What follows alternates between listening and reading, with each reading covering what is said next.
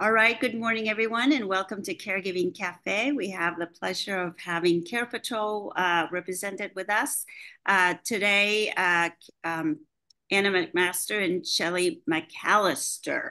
How did you work that out? Like last names have to have a Mac something, right? Okay, I get Yeah. it now.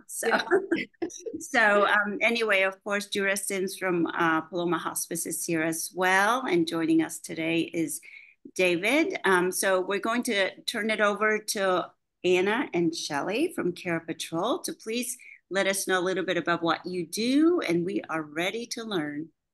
Okay. Well, I have a presentation, so I'll put that on the screen in a minute. But if any questions come up, just stop me and ask. And as people trickle in, if anything comes up, just let me know. But I'm glad you're recording this because hopefully it will be helpful. So here we are, Senior Living 101. Um, can everybody see the screen okay? Yes. Good. Okay, so here is our team. We are Care Patrol of Austin. We help families find senior living options like independent living, assisted living, and memory care. We are a completely free service to the families that we work with. And we cover the entire area from Georgetown down to New Braunfels. We like to live by our values, which are trustworthy, empathetic, accountable, united, and passionate. Every single person on this team has a why and a reason to be here. We've got people from various different backgrounds. Lacey and her wife, Cassie, are both PTs. Shelley is a social worker. I am a certified senior advisor. And I like to start with my own why, which is Mr. Peter McMaster here. So this is my father-in-law. This is a picture of him with my oldest son, who's now close to 11. Peter had vascular dementia and Alzheimer's. He was an older dad, and we had absolutely no idea what we were doing. It took my husband and his brothers completely by surprise. So we were taking turns being caregivers and just trying to navigate the very daunting process of the disease. We did end up having to find a memory care facility for him. And the first one that we found said that they could handle his behaviors and also his exit seeking. But in the first 24 hours, he walked out the front door and was found by the side of a highway. So we had to pivot and we did find a memory care facility. But his story and what the McMaster family went through really inspire what I do, because there's no reason for any family to have to go through that. So I opened up Care Patrol in 2019 after 15 years of corporate HR and recruitment. I have never looked back. I absolutely love it, and I'm happy to be a resource here. So the first thing I always tell people is that it's never too early to have the talk. And especially when someone gets a diagnosis of Alzheimer's, any kind of dementia, any kind of long-term disease, it's so good to have the talk at the very beginning, because physical and cognitive changes will come on very quickly. And you don't want to be making any kind of decisions by the side of a hospital bed. If you can talk to your loved ones, all the family members and friends who are involved in whatever decision that you might ultimately have to make, sitting down and having a really proactive talk about the realities of what we deal with as we age. And it's also a good opportunity to have the talk early when people can express their wants as well as their needs. And we can take that into account as we go through the journey. Also, advanced directives and legal documents are so important. I actually just forced my husband to sit down and do this with us. We have a special needs child, and I was like, we have got to figure this out. And we're in our 40s, but it's never too early to get those documents in place just in case something happens. These are my sign of the times for our Prince fans out there. These are signs that your loved one might need some extra help. But I also like to say these signs might be signs that you as a caregiver need some help as well, because we know that when we're giving our all to someone else, things like our own health, start to suffer. We might notice changes in our own behavior. So I kind of include this list as, not only for your loved one, but also for yourself, and really taking the time to make sure that, you're putting your oxygen mask on first and then taking care of your loved one.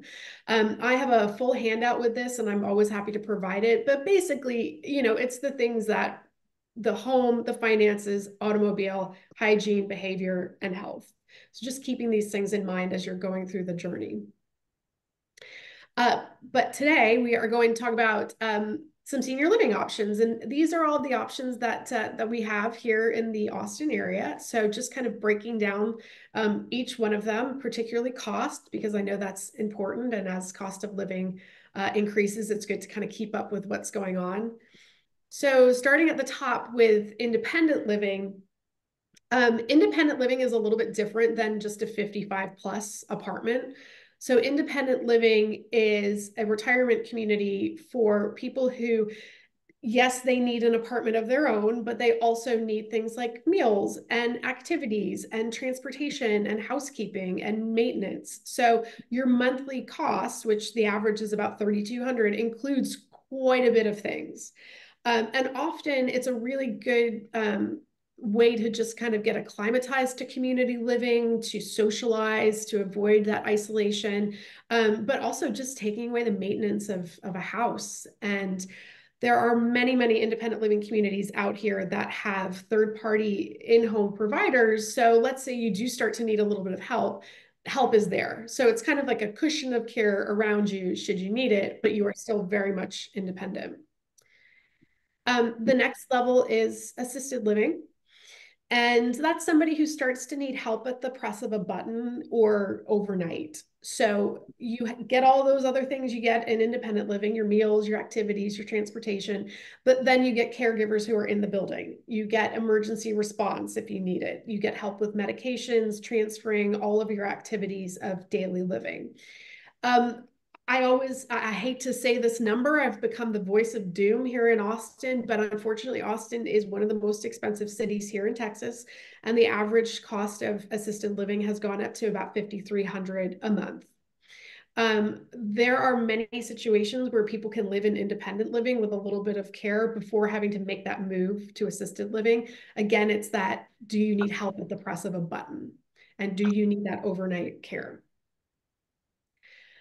And then we've got residential care homes, which a lot of people, it's kind of hard to find these places. So a lot of people aren't really aware of what they are or kind of understand what services they're providing. So the ones that we work with are licensed homes.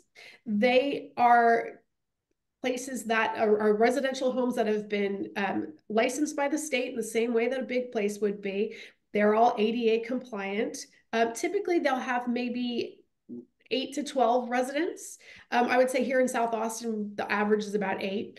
And it's really good for people who want to stay out of skilled nursing and still need a very high level of care. So that caregiver ratio, obviously, because there's so few people, is fantastic. It can be 1 to 4, 1 to 8 overnight.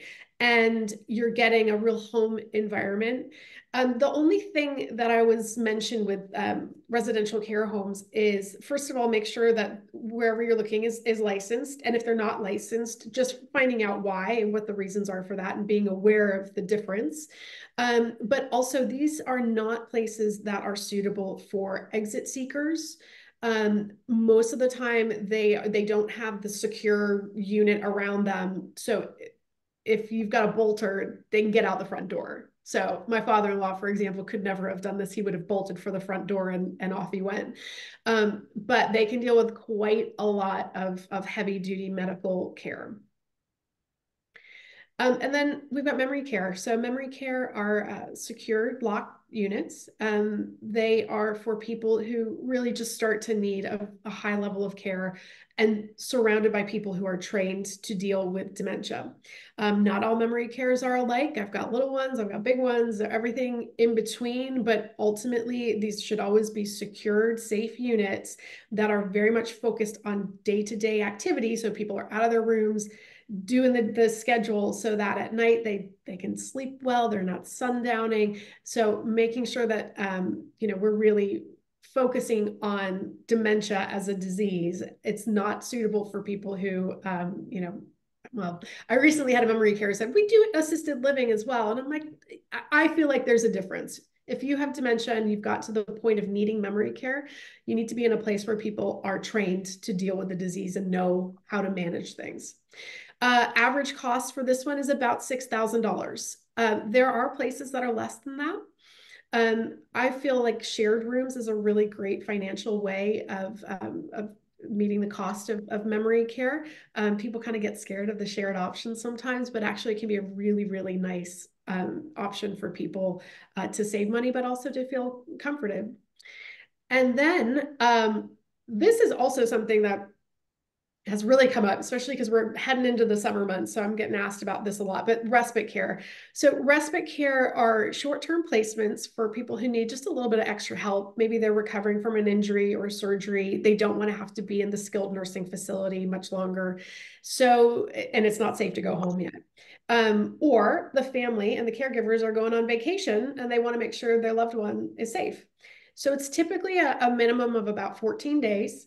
Up to 30. The day rate really averages. It's 150 to 300 and upwards from there. But you get a fully furnished apartment. You get all your care. You get all your activities just as though you were a permanent resident. And it's a really good way of also trying out communities as well and seeing if it's something that could be a long-term option. I will say that respite care for those who have dementia can be really tough. Those transitions can be difficult to manage. So it's something to just kind of keep in mind. But respite care can also just be a godsend for caregivers who just need a little bit of a break. The additional care, though, I work with in-home care agencies, and we also work with home health care agencies. And they didn't make it easy with these titles, but these are two very, very different things. And in-home care are caregivers who are going to come to your residence, come to your house. They're going to provide assistance with all of your activities of daily living. I actually took off meal prep on there because I had a family who thought that their caregiver was going to be a chef making 3-course meals. Nope, that's not what they do. They are there to help with showering, dressing, bathing, light housekeeping. The average now here in Austin has gone up.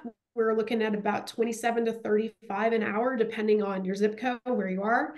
And most places do have a 4-hour per day minimum. There are some agencies out there that don't have that minimum, but it's good to have that kind of in your ballpark of pricing. And it's non-medical care. Home health is medical care. So that's going to be covered by Medicare. It is physical therapy, occupational therapy, speech therapy, nurse checks. It's really great for if there's been a skilled nursing stay and you want to continue using those PT/OT services, but in your home. Home health can be provided anywhere. It's not just your actual residential home. If you're living in a community, you can get it there. I don't think I have, nope, I forgot my slide on hospice because I knew Dura was here. And so she's the one who's an expert. But I also love to utilize hospice as much as possible when the time is appropriate. Hospice can come in wherever you are. Hospice can be just such a beautiful thing for caregivers and family members when that time comes. And again, going back to it's never too early to have the talk. Hospice is a thing that you should educate yourself on as soon as possible so that you know when the time is right and not leave it too late. So yeah, that's the additional care. How are we doing? Any questions? Anything in the chat? Okay, I'm gonna keep on going. Here I go. Okay, so starting the search. So you've realized that things are not sustainable at home or they're not safe anymore. Life is getting in the way, the disease is getting in the way, whatever it may be. So it's time to start the search. I cannot say this. I can't say the names of the companies because this is being recorded, but all I can say is beware of Google searches because You want to be aware of big, giant national companies that are just call centers, and they're going to spread your details out to everybody. So be really, really careful of your data and where you're putting in your phone number and where you're putting in your email. Some of these companies are honestly, they're just out to get your data. So really just being mindful that when you're doing Google searching for assisted living or memory care, just being very cautious about what kind of information you're providing. Also, don't believe all the fake reviews on Google. This has been happening more and more recently. I'm seeing with some of my communities that the 5-star reviews are coming from staff who are incentivized to give Google reviews. And so just being mindful that good and bad reviews might not be entirely truthful. So especially if you're seeing like 5-star reviews across the board from staff members, it's usually because they're getting a little gift card for doing it. So instead, use your local network. Work with a placement agent like us. Talk to your friends, talk to your neighbors, talk to this phenomenal caregiver community that Lynn and Dura have created. Ask your doctors. There is a wonderful 24/7, 365 Alzheimer's Association hotline that you can call and you can talk to them about these things. Utilize your home health, home care, hospice providers. We are the people who are in and out of communities all the time. This is what we do day in, day out for a living, and we are real people, not Google or a call center. So I just really encourage you to use that village around you to make as informed a decision as you can. Once you get to the point of touring, though, these are a couple of things that I like to point out. So we tour with all of our clients. So we kind of act like a real estate agent slash social worker. But this is the part that I love doing. So when you're going on tours of communities, you're gonna get the sales pitch. And typically it's kind of 30 minutes of sitting in a sales office and then 30 minutes of walking around the community. The biggest thing I can say is look around you and what is that environment like? What are the staff doing? Are the staff looking up from their phones? Are the staff, are their phones not even visible? Are they smiling? How are they interacting with residents? Don't be afraid to talk to residents. Don't be afraid to talk to family members, especially in the dining room. If you go during lunchtime and you ask them how the food is, trust me, the residents are going to tell you for better or for worse. But really, you're looking for a place that is doing something to really take the time to appreciate their staff, because that trickles down to how they treat their residents. So, for example, I have a group of communities where the managing company doesn't just own senior living communities, they also own apartment buildings around town, and they offer their staff at the senior living communities 20% off their rent if they live in the other apartment buildings. So asking about stuff like that, because everywhere has staff turnover, everybody's dealing with staff shortages, but some places are dealing with it much better. And it's quite obvious when you go to a good place, when you see caregivers there who are loving their jobs and you feel confident trusting them with your loved ones. Also talking about what kind of services are provided, asking that question of, when you press your button, how fast does it take somebody to get to you? What happens in a fall? What happens with home health care? What happens with hospice? What are these services that we can all bring on board? What physicians groups do you work with? I have a full list of questions. It's a 4-pager that I'm happy to provide, but these are some of the just kind of general topics. And then the fees and the fine print. So every community out there will have a community fee, which is a one-time non-refundable fee that goes towards the assessment that they have to do before somebody moves in, getting the room set up, getting paperwork done, getting a care plan in place. Sometimes this community fee can be negotiated, or communities will run specials where they will waive the community fee. So it's always worth asking. And of course, if you're working with a placement agent like us, that's an area that we can kind of help negotiate. You will get your monthly fees. It's always important to ask if they do discounts, particularly for veterans. And we also have places that will do discounts for former nurses, doctors, teachers, frontline workers. So always ask if there's a discount. Once you have decided on a community, they will do an assessment and they will determine your care fee. And the care fee is that extra level of care. So it's a good time for you to kind of sit down and understand day to day what kind of care your loved one will get. Typically at the very beginning, somebody needs a lot of care, and then you can reassess and reevaluate, and that care price might go up and down depending on their needs. There are annual increases for every community out there. And the average, I would say now, is anywhere between 5 to 9%. Obviously, as cost of living here in Austin is going up and all the rest of it, it's something that you do have to plan for. There are times that they will negotiate and sort of help out as much as possible. They don't want to lose residents just because of budgets. But, at the same time, you want to be in a place where they're paying their caregivers the right amount of money. So just being prepared for those increases. And then finally, there will be a clause in there about breaking the lease. So all senior living communities from independent to memory care have a 30-day notice period. And let's say that something terrible happens and you have to go to the skilled nursing, you need to break that lease, or you need a higher level of care, 30-day notice, and you're done.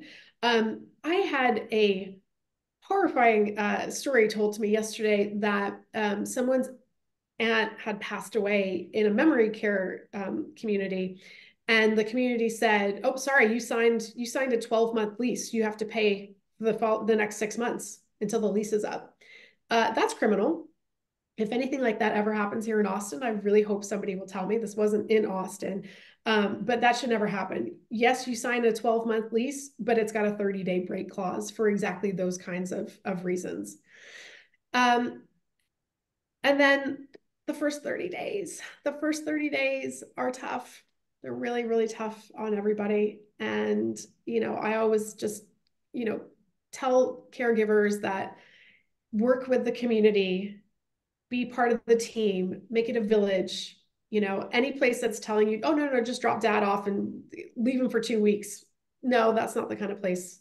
You want to be part of the team. You want to be part of the village. But hopefully what will happen is once your loved one gets acclimatized to the community, you get to go back to being whatever you were before, the spouse, the daughter, the son, whatever it is, so that you don't have to be that primary medical caregiver.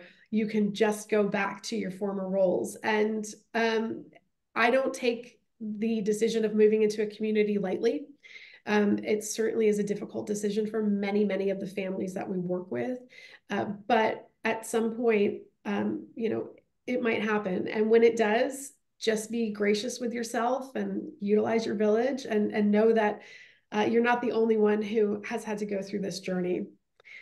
So yeah, that's it. I just roared right through that one. Here's my details. If any questions come up, or if you want some more information, we deal with people who are, at the very beginning of their journeys and not planning on making a move for quite a while. They just want some information. And then we deal with people who are, like I said at the beginning, by the hospital making that bedside decision. So we are always very happy to provide as much education as possible, so that you are prepared and you've got all the information. Knowledge is power. So thank you very much. Thank you so much, Anna, for a great presentation. Are there any questions, comments, thoughts, any insights that you'd like to share at this point? Sure, I'll have an insight. One, I was so surprised to see that a residential care home is more than assisted living. Is that everywhere? Because I thought they were less. I thought that was more of a cost saving thing. Out in some of the smaller communities, they are a cost saving thing. But here in Austin, I mean, I've got one in Cedar Park that's $10,000 a month. I've got another one in Georgetown that's $12,000. So I feel like this kind of more metro area of Austin is they're really high because they've got to pay the property taxes and the HOAs and blah, blah, blah. But once you got to get out into some of the smaller towns, it can be way more affordable. So and there's a difference between the cost of a residential care home and a personal care home, right? Is personal care home is 3 or less, or am I getting that wrong? Personal care home and residential are the same thing. It is. Okay. Same All thing. right. Some of the residential care homes that aren't licensed might be a little less expensive, and that might be what you're thinking about. Gotcha. Okay. And if you go with something that's not licensed, like a 3 or less, the residential care home, is there a reason why you would prefer to have the licensed over the non-licensed, or are they stricter in? I mean, obviously, I would assume licensed, you're probably stricter in care. Yeah. Am I wrong? Yeah. So, right. Licensed, they are subject to inspections and they have to keep up the building to the level that the state requires for that licensure. There are unlicensed homes out there that are like, we've got 3 people putting in a sprinkler system, a commercial sprinkler system is going to cost $15,000. We just can't do that. So I worry from my perspective with some of these unlicensed homes because it can be like the Wild West, but there are some that, they have genuine reasons for not being licensed. Maybe they're run by a registered nurse and she just wants to care for 3 or 4 people. That's very different from a home that's like just trying to make some money and they don't want to, they don't want to be part of the state system. So it's just kind of diving deeper and, asking those questions. Gotcha. Do you refer to all, like even the non-licensed ones, or do you only refer to the licensed ones? Well, I, for the most part, refer to the licensed ones. We do have a couple of unlicensed ones that we're comfortable with and we've had good experiences with. But again, going in there very transparent. There are down in like the Seguin, that kind of area, Bernie, all that. There are board and care homes, that's all they do. They just do board and care, and so they don't have to be licensed, but they're not providing any hands-on care. And sometimes that can be a really economical option for somebody who just needs the meals and the community, but not care.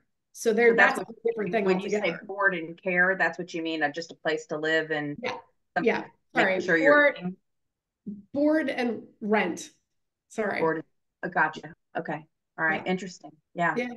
Because there's all kinds of things you see nowadays that are popping up. People renting out their garage, people renting out their pool, people, and so you got to figure out like what's good and what's not good. And I guess it all depends on budget too. So what can you afford and what can't you afford, and how much are your needs, kind of thing. Yeah. Thank you for that. Now, David, did you have a comment or a question? Sure. I was just going to make a comment that when they give you the tour at these places, you're barely just scratching the surface of what's there. And one of the things I've discovered is that just sitting in memory care with my wife, I see a lot of things that go on, and I learned so much more just by being like a fly on the wall. Mm. And I would recommend anybody trying to choose a place, if they can get the facility to just let you sit in there, like read a book or play on the computer or something, to just kind of keep an eye on what's going on. You'll learn way much more doing that than you will if you just take a tour. Mm-hmm. That's a good point, David. Thank you. And I have, back in the day, was to also come in maybe for a visit or probably a tour attached to that, but have a meal and just observe as well. If somebody needs help, are they given that help? And how is it delivered? Is it timely? And I think that would depend on the level of, the type of senior living community, like assisted versus memory care, and obviously independent living. I would expect everybody to be fully independent, but, so the food is also very, very important. So you want to make sure that it is at least palatable, if not delicious, right? So, well, and nutritious as well. Yeah. It's funny because I have people that are often like, should I just pop in? Should just like walk in? And I actually think for your first tour, it's better to have it scheduled and do the sales pitch and do the whole thing. And then after that, you can just pop in. And if there's a huge difference, that's probably because before a scheduled tour, they're on their walkie-talkie, like, okay, 5 minutes until the tour comes, everybody. But if you just show up and, you know, you sit down and say, can I have a meal? All of a sudden, yeah, exactly, David. You're seeing the place for what it really is without the sales sheen. Yes. Okay. And I want to just briefly acknowledge others who have joined us: Laura, Self, and Gina, and Stacy. Welcome. We are at the end of the talk, but if you have any questions, we will talk some more and share our days after the talk. But if you have any comments or questions, you know, for Anna or for Shelley regarding senior living overview, any questions you might have or comments or experiences, please feel free to share. So, Well, yeah, I have a question for Anna. I'm sorry I joined late. I just couldn't help it this that's morning. okay. Um, you were talking about board and care. I have different two different people I'm worried about, but board and care, is that just basically somebody providing a room and or do they provide meals? What do they provide? Yeah, sorry, I misspoke before. I clearly need more coffee. So those kind of homes are just providing a room and meals. Okay. They're very few and far between here in the Austin area, but in some of the smaller towns around Central Texas, you would be able to find them. Yeah. Do you have a loved one that needs care? Yes. Yeah. Well, not at this point, but I'm trying to.